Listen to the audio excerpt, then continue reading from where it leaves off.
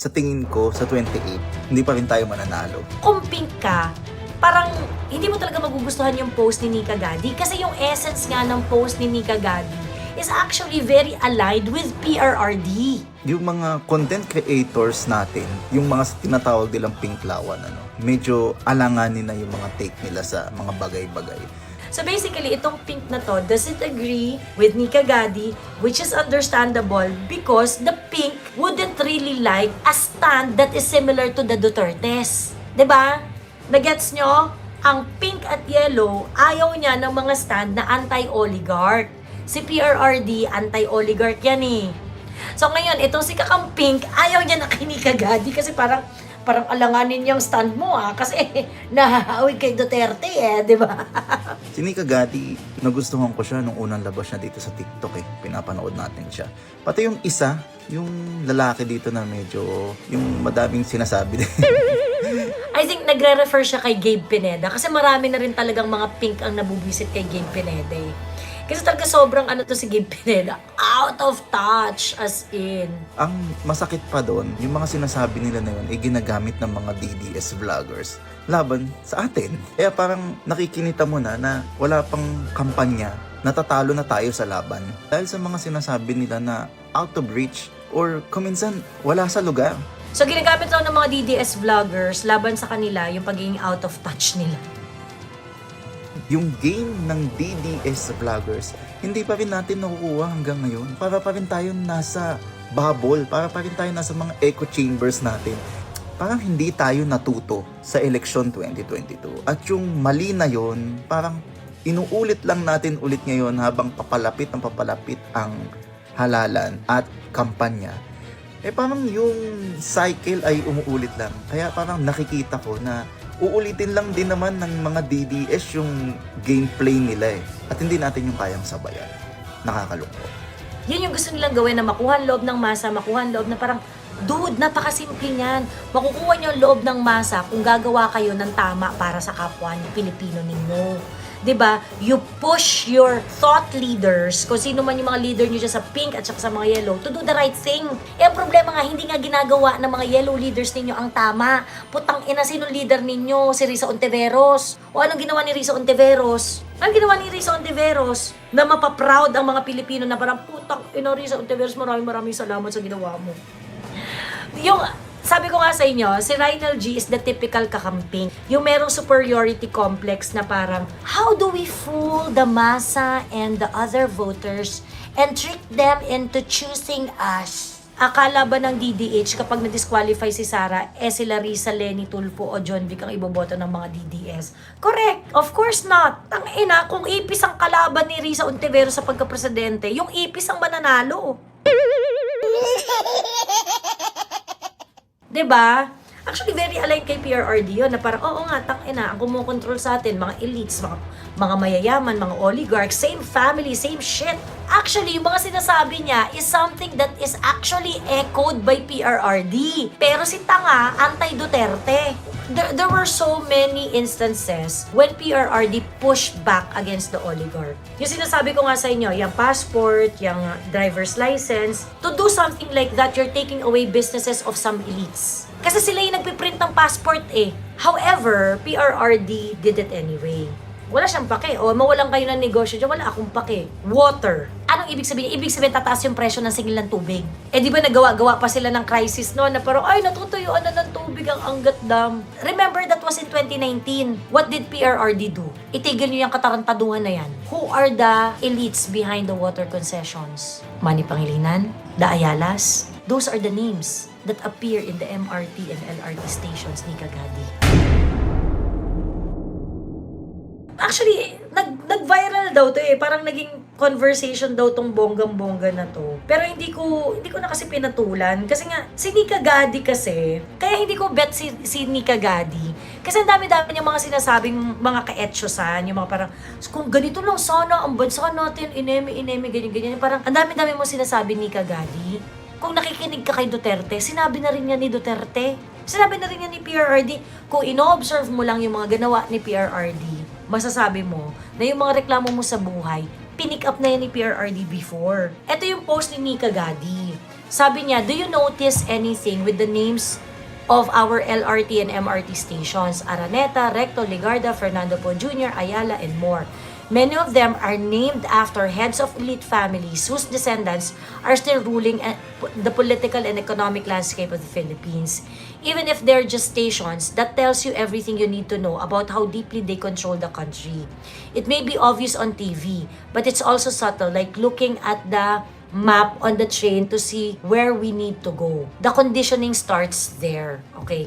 Etong si Nika Gadi, kung magsalita, kala mo yung parang siya lang yung nakaisip ng ganitong klaseng sitwasyon na parang, putang ina mo kasi, kung nakikinig ka sa mga Duterte supporters, ang tagal na namin pinag-uusapan ng mga oligarchic control sa ating society at kung bakit tayo na-fuck up dahil sa mga oligarchic controls na yan. At kung nakikinig ka lang kasing pota ka, di ba?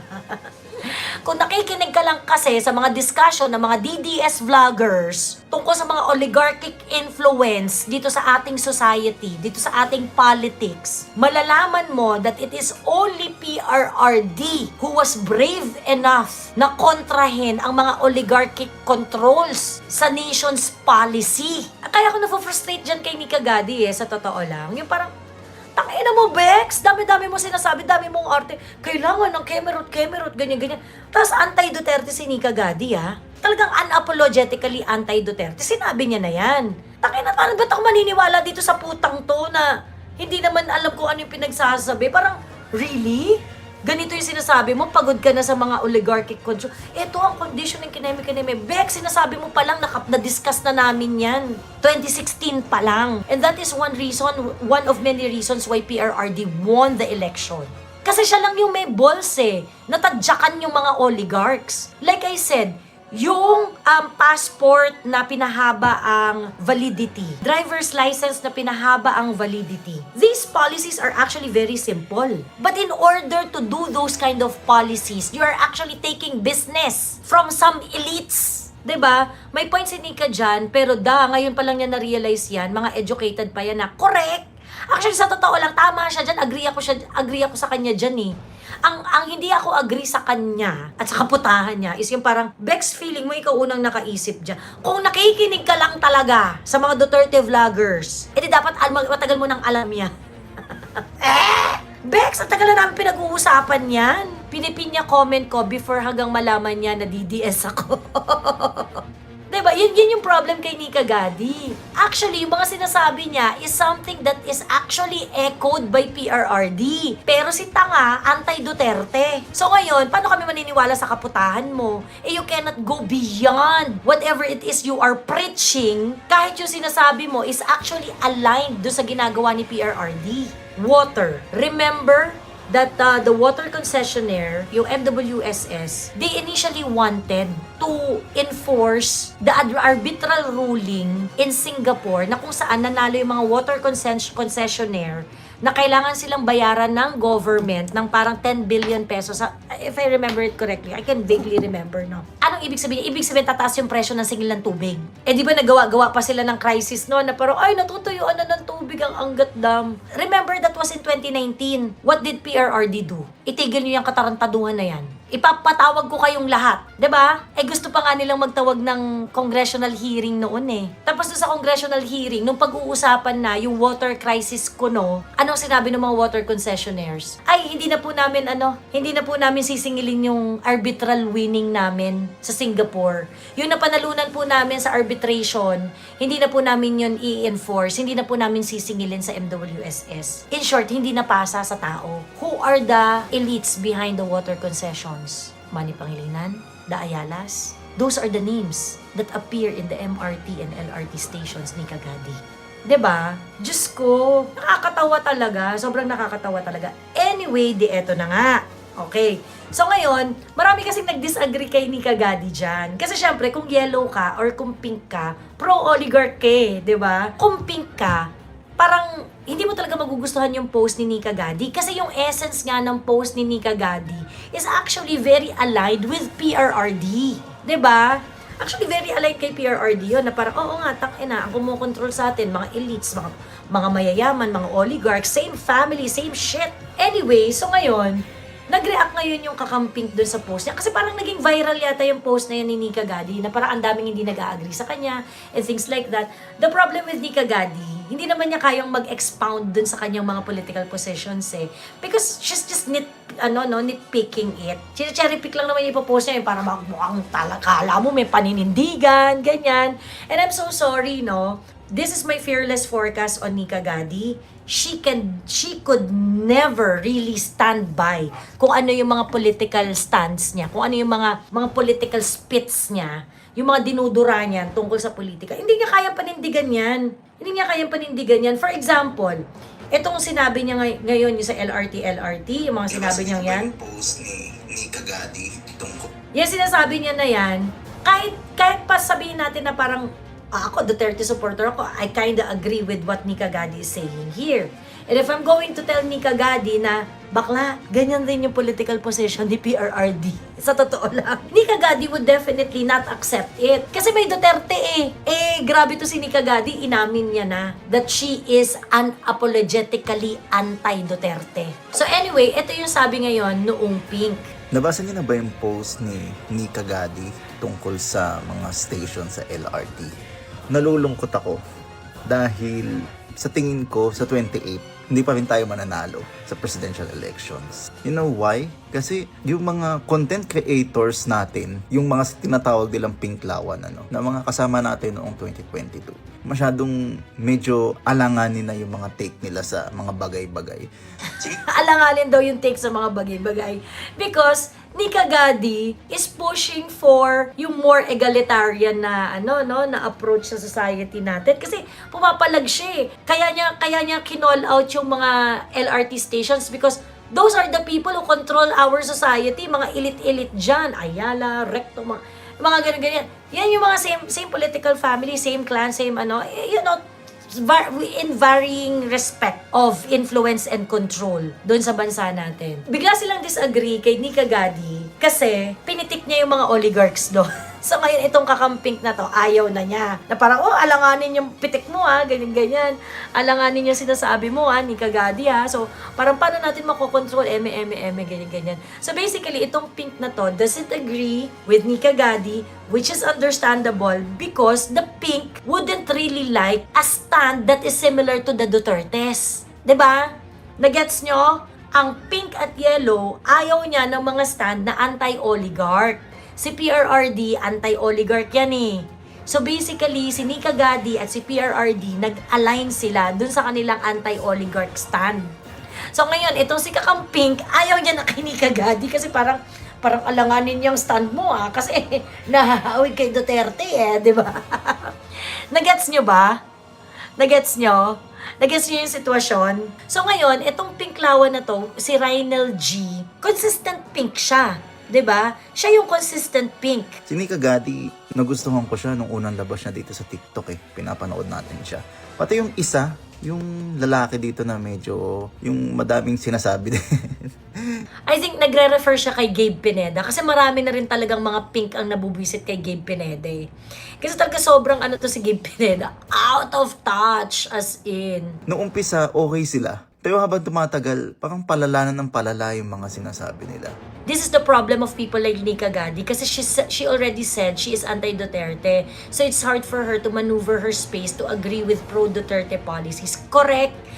Pro-Duterte policies that actually echoes her political stand. So ngayon, magtitiwala ka ba dyan kay Nika Gadi na kaya niyan mag-transcend beyond whatever she thinks about politics? 'Di ba? Kaming mga Duterte supporters, kaya namin, napatunayan na namin 'yan. Kaya nga namin gusto si Rowena Guanzon Kasi for us, hindi mo naman kailangan talagang mahalin si Duterte para ka irespeto ng mga Duterte supporters 'Di ba? Ang kailangan mo lang is maging consistent ka. Leandro Loviste, anak ni Loren Legarda yan Bad trip kaya yung mga DDS supporters kay Loren Legarda. Dahil nga, grabe yung leaning niyan sa mga sa mga makakaliwa sa mga NDF, di ba? And a lot of people are calling her out, NDF ka no, ganyan. But look at the Duterte supporters supporting the cause of Leandro Leviste.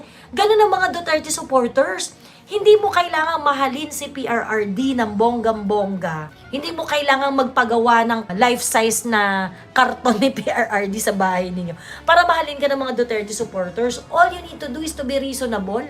And you will be appreciated by a lot of Duterte supporters. Ganon mamuliti ka ang mga Duterte supporters. We can transcend. Even if you're not a DDS, even if you're not a Duterte supporter, kaya ka naming irespeto at maintindihan basta ginagawa mo yung tama. Tama politics kasi ang Duterte supporters. Akala ba ng DDH kapag na-disqualify si Sara, sila Risa, Lenny Tulfo o John Vic ang iboboto ng mga DDS?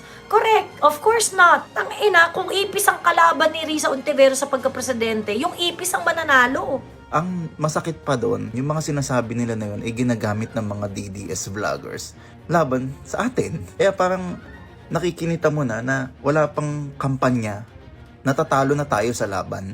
So ginagamit lang ng mga DDS vloggers laban sa kanila yung pagiging out of touch nila. I would just like to tell everyone, no, si Rynel G, siya yung talagang typical kakampink.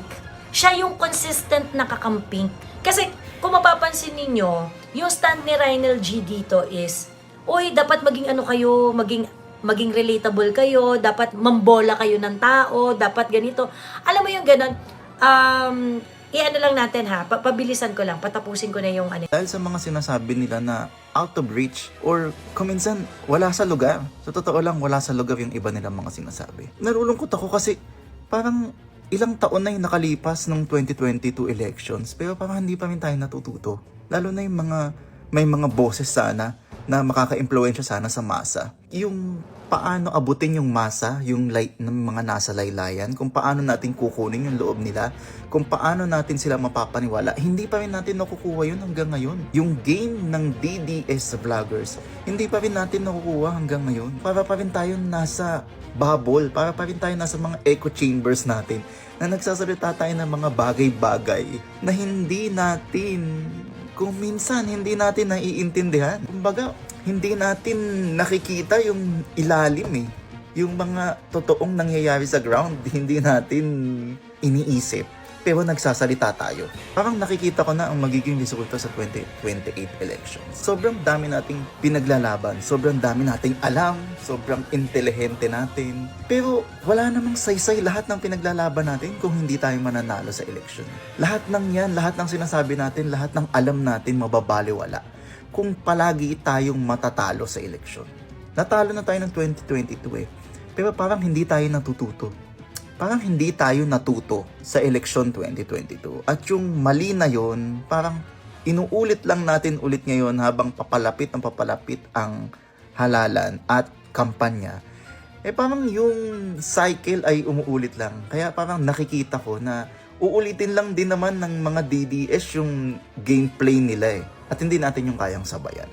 Nakakalungkot. Kung paano nila mapapaniwala ang masa, paano makukuha ang loob nila. Alam mo parang yun yung gusto nilang gawin. Yun yung gusto nilang gawin na makuha ang loob ng masa, makuha ang loob na parang, dude, napakasimple niyan. Makukuha niyo ang loob ng masa kung gagawa kayo ng tama para sa kapwa ni Pilipino ninyo. 'Di ba? You push your thought leaders, kung sino man yung mga leader niyo dyan sa pink at saka sa mga yellow, to do the right thing. Eh, ang problema nga, hindi nga ginagawa ng mga yellow leaders ninyo ang tama.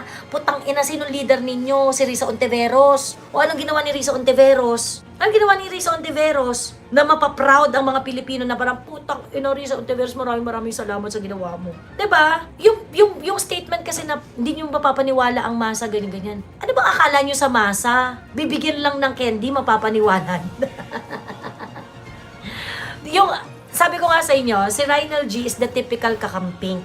Yung merong superiority complex na parang, how do we fool the masa and the other voters and trick them into choosing us? Ganon. 'Di ba? Hindi nila mapapaniwala ang masa kung hindi sila magpapakatotoo at gagawa ng tama. Correct! Naniniwala sila na mapapaniwala nila yung masa sa pamamagitan ng pambobola. Yung game ng DDS vloggers daw, hindi pa rin natin nakukuha ngayon. So they look at this as a game, ano? They look at it as if it is really competition. Bakla, we're not competing with you. The Duterte supporters are not competing who is the best vlogger here. Okay? The Duterte supporters, well, I can speak for myself, no? I am vlogging because I want to express myself. Okay? Regardless if other DDS supporters are going to agree with me or not, okay? Regardless if other Duterte supporters are going to agree with me or not, wala akong pake. This is not a game. This is an advocacy. This is not a game of pambobola at kung paano mapapaniwala ang taong bayan. This is the big difference between Duterte vloggers, or at least sa platform ko, at saka yung iniisip ni Rhinel G. I respect my audience. I know my audience are not always going to agree with me. I know other people might not, they do not like me for who I am. Dahil palamura ako or things like that, ganyan. But wala akong pake. Because that's me. And not going to force them to believe me. Okay? And because of that, a lot of people see value in my work. They see authenticity in me. They see the sincerity with what I do and what I say. So I built this platform. Ganun yung bakla. Walang laro dito. Well, gusto na namin kayo talunin talaga sa eleksyon. Pero yung ginagawa namin ay hindi para manalo for the sake na manalo. Yung ginagawa namin is really to enlighten people so that we can have a more intelligent public consciousness, because a strong nation would have a strong strong and intelligent national consciousness. And hindi ko alam kung bakit kayo nakapag-aral naman kayo, mataas ang mga mayayaman naman kayo, may pera naman kayo, 'di ba? You have all the time and resources to think. But I cannot understand why you're not thinking for the country and for the Filipino people. Why you are thinking about politics as a competition of who's gonna get the power.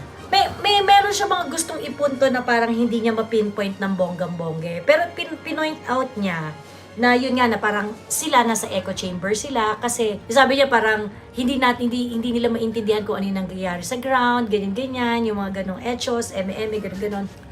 Kumbaga inaano niya na nasa echo chamber tayo. Tapos sabi niya no, yung mga pink nasa echo chamber at maraming times na nagsasalita yung mga pink na hindi nila alam yung mga sinasabi nila, which is true. And I actually admire Rhinel G for acknowledging that. Na parang actually for the at least buti naman inamin mo. Na kayo ay nasa echo chamber talaga. Yun yung difference kasi natin. Rhinel G. Kami mga Duterte supporters, we listen to your bullshit kahit bullshit siya. We listen to Ronald Llamas Kaputahan, 'di ba? Pinapakinggan namin kayo. Not because we believe you, but because we need to listen to we need to listen where you are coming from. Ganun, like for example, gaano ba kalalim ang pambabarurot ng Amerika sa puwet ninyo? Mga ganon. Ayan, mga peking elitista nga kasi hindi nila alam ang totoong nangyayari sa buhay ng mga nasa laylayan. So yun, correct, correct kahit na nakakairita, we listen. Correct, 'di ba? Kaya nga yung iba na sinasabi, ay hindi na ako nakikinig sa mainstream media, hindi na ako actually pinapayuhan ko yung mga viewers ko. No, you still have to listen to the mainstream media. You still have to listen to the mainstream media. Not because you believe them, but because you need to know what they are up to. Hindi po pwedeng blinded ka. Kailangan mo pa rin makinig kung ano sasabihin ng ABS-CBN, ng iba't ibang mga, ng iba't ibang mga news organization. Kailangan mo makinig dyan sa mga yan. Not because you believe them, but you need to know what they are up to. Kailangan makinig sa enemies dahil may makukuha tayong ibabato sa kanila. Correct, 'di ba? Kaya nga natin alam na bobo si Lenny kasi pinapakinggan natin siya. Ino-observe natin siya. Tinitingnan natin kung ano yung mga ginagawa niya. So, minsan nakakairita, kailangan mong tiisin, pero kailangan mong pakinggan yung mga thought leaders ng mga pinks at saka yellows para malaman mo kung nasan sila Pero lagi talaga kayo matatalo sa election, Rhinel G. Yun lang masasabi ko sa'yo, Rhinel G.